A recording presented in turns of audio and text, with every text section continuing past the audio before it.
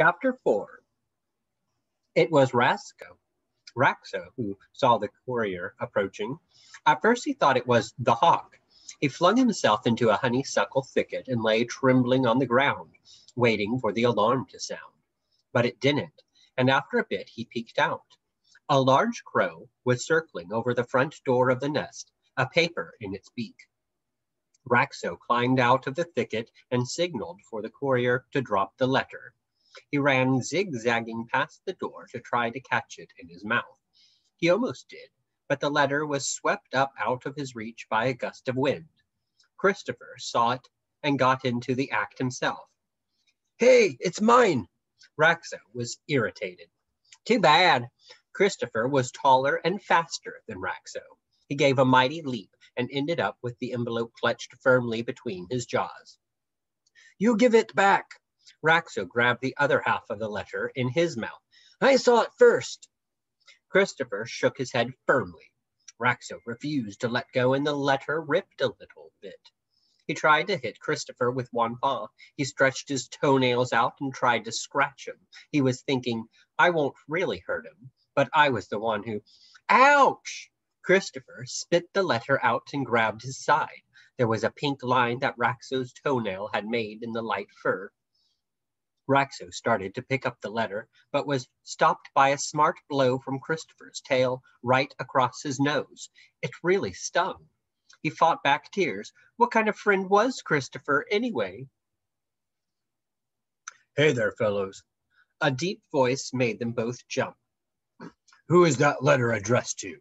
An older rat with silvery fur and a black eye patch stood in the doorway. He carried a bent hickory twig to help him walk. His face was stern. "To Justin." Raxo was embarrassed. He wondered how much of the incident Nicodemus had seen. He was mad at Christopher. This was all his fault. "It's a little bit torn," he added lamely. Nicodemus bent over with some effort and picked the letter up. "Go get Justin, both of you." "Curious," he muttered to himself. "We had another letter from Timothy just this week." Justin came out and nodded deferentially to Nicodemus. "How are you feeling today?" "Not bad." But Nicodemus couldn't help wincing as he shifted his weight from one paw to the other. He handed the letter to Justin. Justin tried to piece the birch bark together where it had ripped, but there was a jagged tear that left a wide open space. "Hi, to Lost in Northwoods." Justin squinted. "Some is missing here. Let's see. They have a hella... Can't get that word either." He looked annoyed. "This is really smudged. Besides being torn, did y'all keep it in your mouths while you were fighting over it? The ink is smeared." "Let me see." Nicodemus bent over the paper. "They have a helicopter. A helicopter." He looked up at Justin quickly, then bent over the letter again. "They do not plan to cross the mountains, but... Love, Timothy." "When is it dated?" "About an hour ago." "I'm going to go in and turn on the radio," Nicodemus said. "Maybe you'd better come with me." "What about us?" Raxo asked. He felt a little hurt. After all, he had seen the crow before anyone else. "We'll let you know if we hear anything," Justin said, and he and Nicodemus went inside without looking back. Raxo made a face at the door where the two older rats had disappeared. "We'll let you know," he mimicked. "That wasn't very nice of them, was it, Christopher?" Christopher was scowling too. "Sometimes I think they don't appreciate us enough around here. You know?" He sat back on his hind legs. "Anyway, what's a helicopter?" "It's kind of like an airplane, but it's shaped like a tadpole with a little whirligig on top. At least, that's what I remember. It's been a long time since I've seen one." Christopher's eyes brightened. "You mean it flies?" "That's right. but not as high as a plane. I think the thing on top is called a propeller. Christopher had picked up a twig and was twirling it slowly. So it uses a motor to turn the blade, right? And the displaced air, I don't know how it works, Raxo interrupted. I think I could build one if I had the right materials, Christopher said, more to himself than to Raxo. Then I could fly wherever I wanted to. Like where? Oh, I don't know. China, maybe? China? Raxo hooted. That's halfway around the world. You'd have to fly over the ocean to get to China. Why, you'd have to build a helicopter that could fly over the mountain, over Northwoods, over Timothy's farm, over the countryside, over the city. He shook his head. You don't have any idea how far that is. I do, because I came all the way from the city when I ran away and traveled to Northwoods and met Timothy and came to the valley, Christopher finished. He was still playing with the twig. And you're happy because you have your best friend Timothy, even though he isn't here right now, and you have Isabella, and you have Elvira to teach you stuff in the lab. So you have everything you want. Not everything. I'd like to have more candy and some remote control cars and maybe a new hat. Raxo took off his beret and looked at it. There was a hole in the back where he'd torn it on a sharp branch. A new hat would be nice. Christopher sighed. He threw the twig high up in the air and watched it come down. Then he threw it up again. Raxo watched him.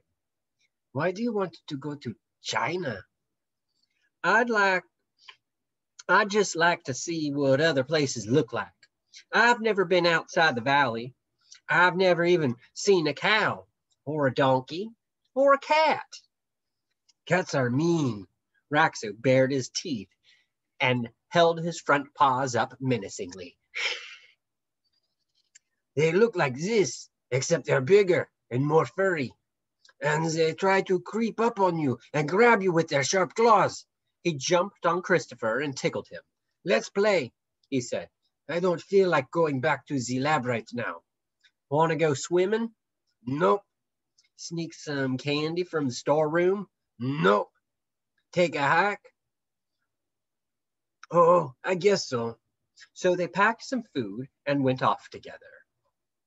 A few minutes after they left, Justin announced a meeting indoors in 20 minutes. Rats came hurrying from the fields, the garden, the stream, and from inside the nest too. From the kitchen, the infirmary, the lab. What's it about? Don't know. Short notice, isn't it?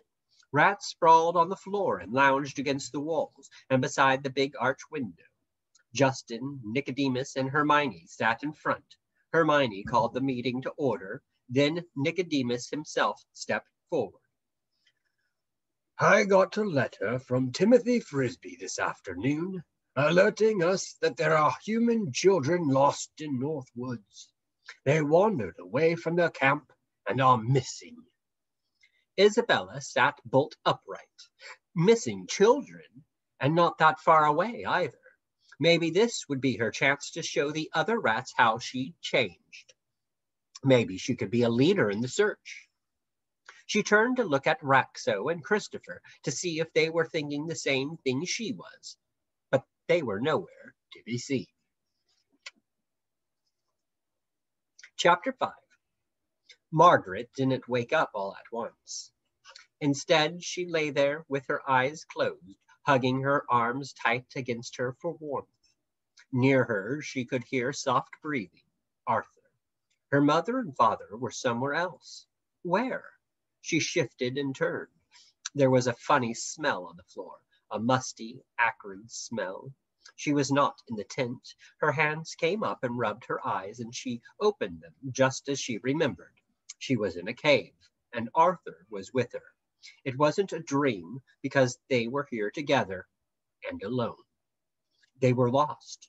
She had the impulse, as she had the night before, to scream, "Help us! Help us!"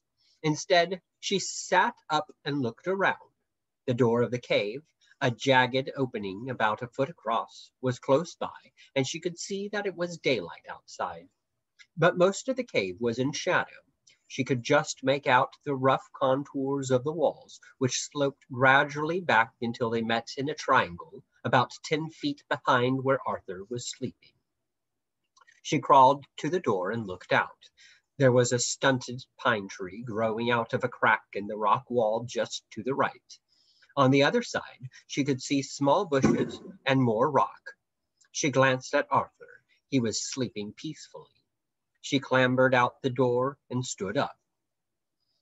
The sun was part way up in the sky, as if it might be late morning. The hillside was littered with rocks, big ones and little ones, with bushes growing in between them. Just a little way down was a blackberry bush. She was starving. She hurried down and began to eat. The berries were sweet and juicy, and for a while she forgot about being lost and only remembered being hungry. She picked extra berries for Arthur and carried them back to the cave in the fold of her sweatshirt. He was still asleep.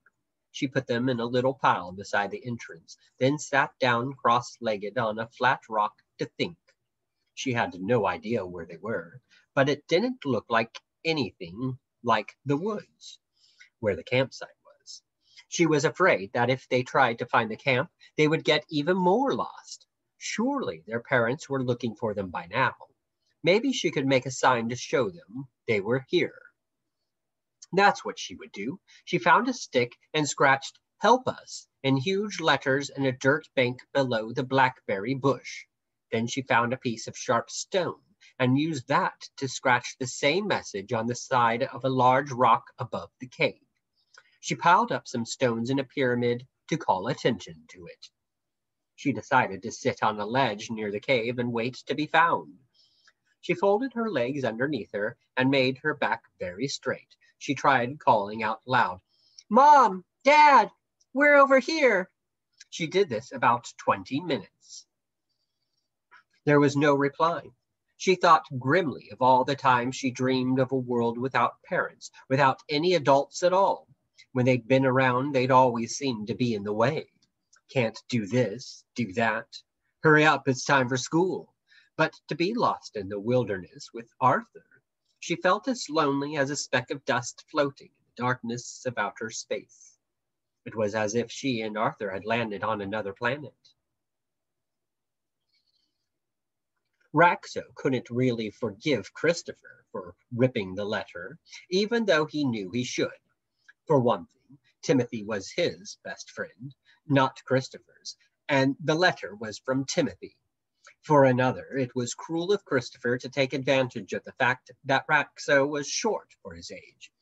And Christopher definitely had taken advantage, for he had jumped just beyond Raxo's reach to grab the letter as it was falling. And Christopher might not mind getting in trouble with Nicodemus, but Raxo did mind. He remembered his teacher Hermione had once referred to him in front of the other pupils as sensitive. That was a good word for him, sensitive.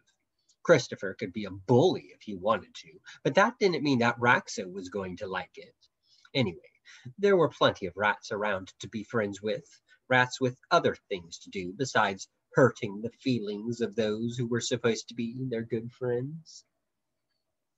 They reached a steeper part of the path.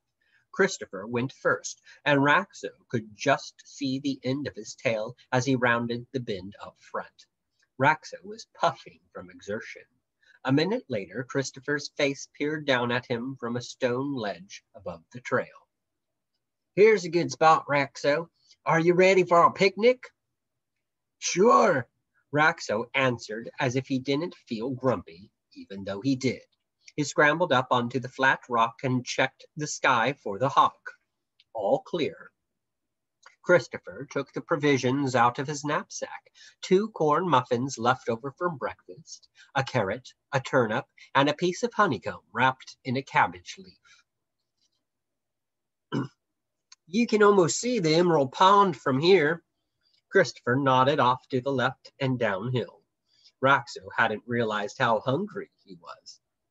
He crammed a muffin into his mouth, then the raw carrot before Christopher had even turned around. Next, he started on the honey. He knew he was really only entitled to half the honey, but Christopher wasn't looking, and the honey was so good. Hey, what happened to all the food? There's a muffin left for you, and some honey. Raxo took the remaining piece of honey, about the size of a matchstick, out of his paw and set it back in the center of the cabbage leaf. He was suddenly aware that the honey looked very small and the cabbage leaf very large. But I brought a big piece. Christopher looked hard at Raxo. I ate about half of it, and I put the rest back. But that's not a fraction of what I brought. I think it's more than a fraction, Raxo said hesitantly. I think, where is it? I ate it, Raxo said quickly. Because it was your fault about the letter. What? What are you talking about? You jumped up higher than I could, just because you're taller, Raxo said. He was aware that this sounded lame, but he kept going. And I think that was wrong because, shut up, Christopher screamed. His ears were flat against his head. He flung the cabbage leaf into the dirt, stuffed the muffin into his knapsack, and strode away without looking back. Raxo sat quietly. His feelings were a little hurt, but he had gotten most of the honey, and he'd also let Christopher know how he felt about the letter. Hermione always said it was better to be honest about your feelings. Anyway, he hadn't felt like climbing much higher. He would make up with Christopher later. Maybe he would even apologize for eating most of the honey, or make something special for Christopher. With that thought, he began to climb down the mountain path. Christopher couldn't remember when he'd felt so disgusted. It was just like Raxo to make up some stupid excuse for eating the honey. If Christopher hadn't turned around in time, he would have eaten it all. Christopher kicked a stone that was lying in the path, then another. Raxo would be sorry. He'd find out what happened when you played a trick like that on Christopher. Christopher was so mad that he wasn't particularly watchful as he trotted up the trail, then across the stone walkway to a spot where a bent pine tree was growing out of a crack in the rock. Beside the tree was the opening to his secret hideout. He slipped in quickly and stood in the half-light, breathing deeply. Then he stopped breathing. His eyes opened wide in their sockets, and every hair on his body stood on end. A pair of eyes stared directly into his. A huge, pale face surrounded the eyes. Below them, a mouth opened and closed, as if it were trying to speak, but could not. Chapter 6. Christopher stared. The face was a foot away from him, hanging just a few inches above the floor of the cave. His legs felt glued to the ground, but his mind raced. Snatches of a song his mother once sang him came to him suddenly. Remember the man in the moon? But in school, Hermione had said the moon was big and thousands of miles away. It was alive. Christopher felt sure of that. Its eyes were open very wide, as if it too were frightened, and its face was streaked with dirt. As his eyes adjusted to the dark, Christopher could see that there was more of it, and that it had been lying down.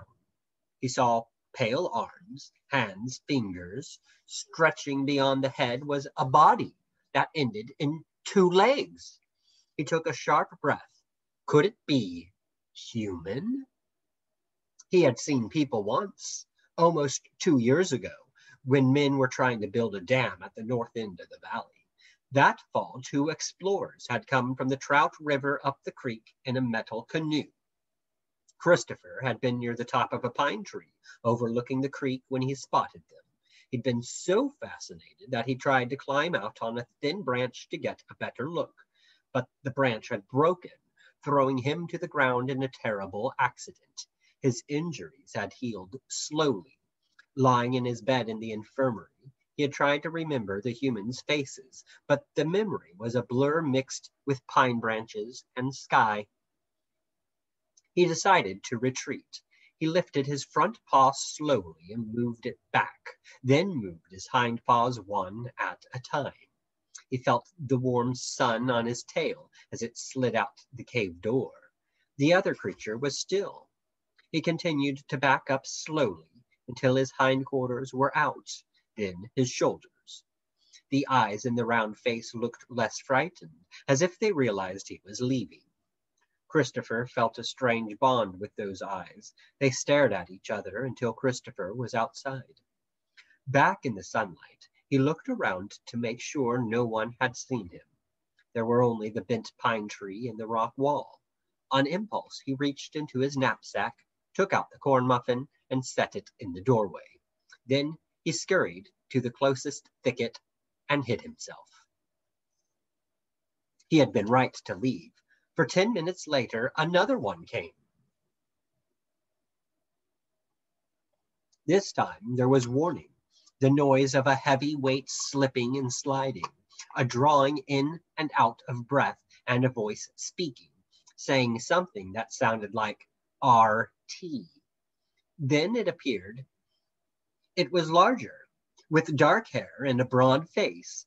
Its body was muscular, with thick legs, and it was wearing a green garment with a picture of a horse on it. Christopher felt sure this one was human. He was so excited that he trembled. It began to speak. RT, I'm sorry that I left you for so long, but I had to figure out what to do, and I thought you were still asleep. I left some blackberries for you. As the big one turned to get the berries, the small human appeared in the doorway and grabbed the muffin. It shoved the whole thing in its mouth. The other one saw it chewing. What are you eating? Didn't you hear me say I had some berries? RT didn't answer. Don't pick up things off the ground and eat them, no matter how hungry you are. That's dangerous. They might be poisonous or something. And it handed over the berries, which RT showed and shoved in his mouth. He chewed and swallowed, as if he'd been half starved. Christopher, couldn't be sure why he decided the little person was male and the big one female, but he was certain of it, and she was in charge. Now RT was sitting, and she was talking to him, explaining something. I've put up some signs, and I know they're looking for us, she said. We have food and water. We'll just stay here until they find us. It shouldn't be long, maybe a day or two. It'll be an adventure for us, like Robinson Crusoe or something. So they were lost. Christopher felt a chill run down his spine. They were lost, and he was the only one who knew. Maybe they'll end up making a movie about us, the girl continued. Then we'll make a lot of money and be rich, and I'll be able to get a stereo, a really good one, and I'll have soundproofing put up on the walls so I can play it loud.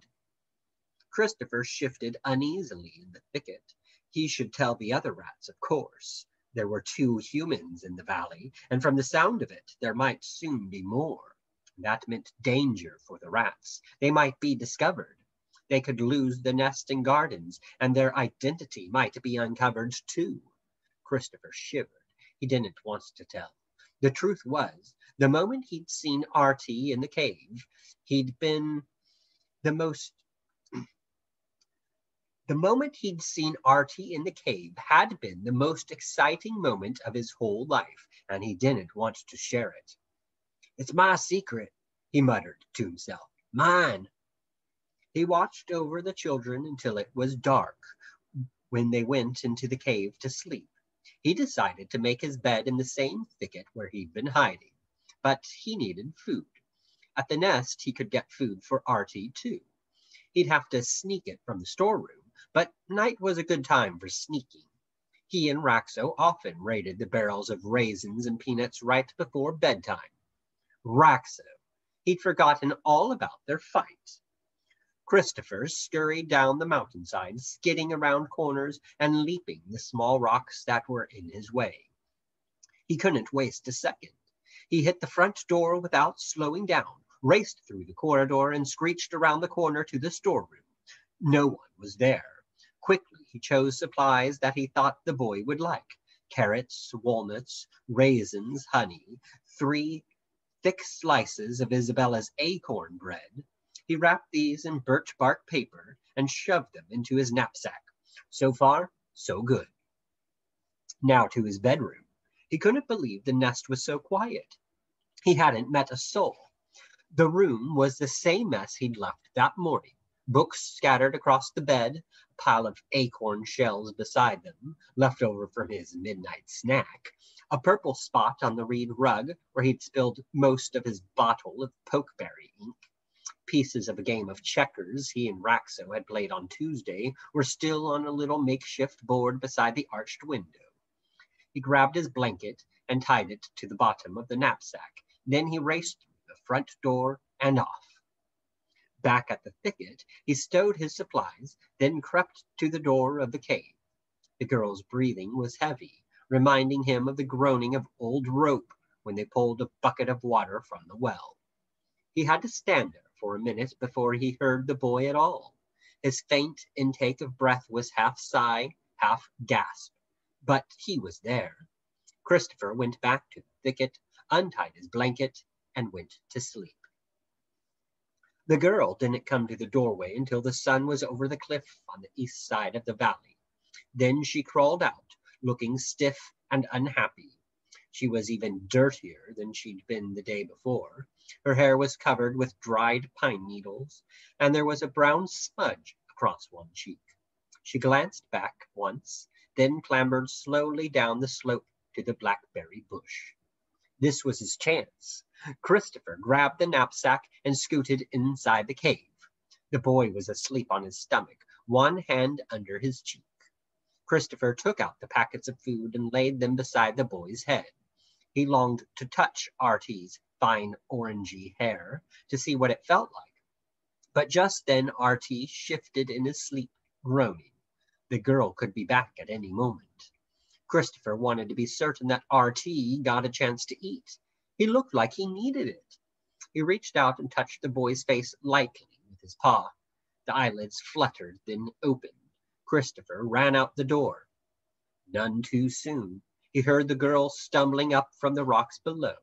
She had turned up her shirt like an apron and filled it with berries. She sat down near the cave and piled half the berries beside her. She ate the rest, jamming them into her mouth as if she didn't care how they tasted. When she finished, she looked around in every direction, as if she hoped to see something she hadn't seen before. Then R.T. appeared in the doorway. In one hand he held the packets of food, in the other a half-eaten slice of acorn bread. "You're awake." It took her a minute to see the tiny slice of bread. Then she seemed to swell with excitement.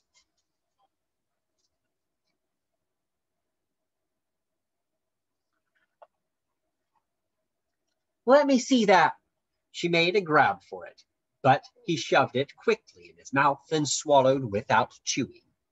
Good for you, Christopher thought. "Arthur!" She loomed above him.